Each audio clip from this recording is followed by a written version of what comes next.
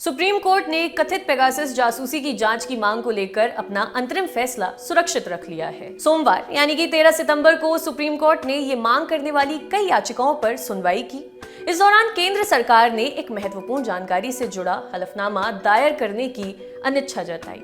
इस पर CJI N V Ramna की अध्यक्षता वाली 3 सदस्यीय बेंच ने कहा कि ऐसे में उसके पास ऑर्डर पास करने पर विचार करने के अलावा कोई और मुद्दा नहीं है। कानूनी मामलों से जुड़ी वेबसाइट लाइव लॉ की एक रिपोर्ट के मुताबिक केंद्र सरकार ने सुप्रीम कोर्ट से कहा कि वो देश की सुरक्षा के मद्देनजर विस्तृत हलफनामे के तहत ये नहीं बता सकती कि आतंकी संगठनों की निगरानी के लिए वो किस तरह के जासूसी सॉफ्टवेयर का इस्तेमाल करती है। वहीं इंडिया टुडे की एक रिपोर्ट के मुताबिक सरकार ने यह भी कहा कि वो एक्सपर्ट पैनल के सामने इन सॉफ्टवेयर की जानकारी रखने के लिए तैयार है, लेकिन हलफनामे के जरिए ऐसा करने पर उनकी जानकारी आतंकियों को लग सकती है, जो देश की सुरक्षा के लिहाज से सही नहीं है। सुनवाई के दौरान सीजेआई रमना, जस्टिस सूर्यकांत और जस्टिस हिमा कोहली की बेंच बार बार कहती रही कि वो भी नहीं चाहती कि सरकार देश की सुरक्षा से जुड़ी कोई भी जानकारी दे। बेंच ने कहा कि वो केवल इस बात को लेकर चिंतित है कि आम नागरिकों ने एक जासूसी स्पाईवेयर के अवैध इस्तेमाल के जरिए अधिकारों के उल्लंघन का मुद्दा उठाया है। खबर के मुताबिक कोर्ट ने कहा, हमने सोचा था कि केंद्र सरकार काउंटर एफिडेविट फाइल करेगी और आगे की कार्रवाई पर कोई फैसला लेगी। अब विचार करने के लिए अंतरिम आदेश देने का मुद्दा ही रह गया है। याचिकाकर्ताओं ने मांग की थी कि कैबिनेट सेक्रेटरी को मामले पर डिस्क्लोजर एफिडेविट फाइल करने का निर्देश दिया जाए। साथ ही मामले की जांच के लिए किसी रिटायर्ड जज के नेतृत्व में एक विशेष जांच दल या स्वतंत्र समिति का गठन किया जाए। लेकिन सरकार ने तर्क दिया कि नेशनल सिक्योरिटी के अलग अलग पहलू इस मामले से जुड़े हैं, जिन पर डिटेल्ड एफिडेविट के जरिए चर्चा नहीं की जा सकती।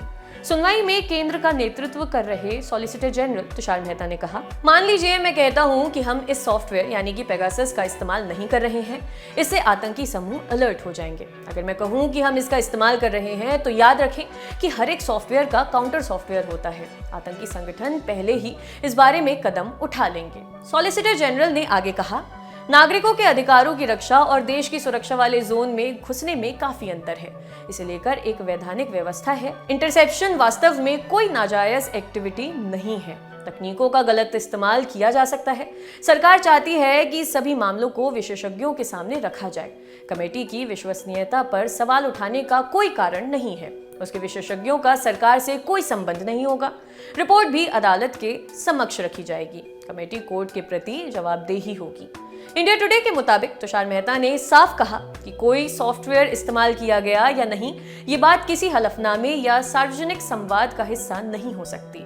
टारगेट ग्रुप आतंकी समूहों को नहीं पता चलना चाहिए कि कौन सा सॉफ्टवेयर इस्तेमाल किया जा रहा है।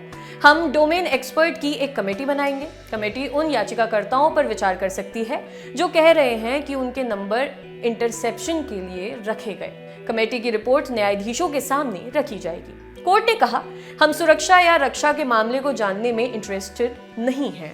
हम केवल इस बात को लेकर चिंतित हैं कि क्या सरकार ने ऐसा कोई तरीका अपनाया है जो कानून के तहत नहीं है। सवाल कोई कमेटी बनाने या इंक्वायरी करने का नहीं है। अगर आप कोई हलफनामा दायर करें तो हमें पता चले कि आपका स्टैंड क्या है। इंटरसेप्शन के लिए एक स्थापित प्रक्रिया है।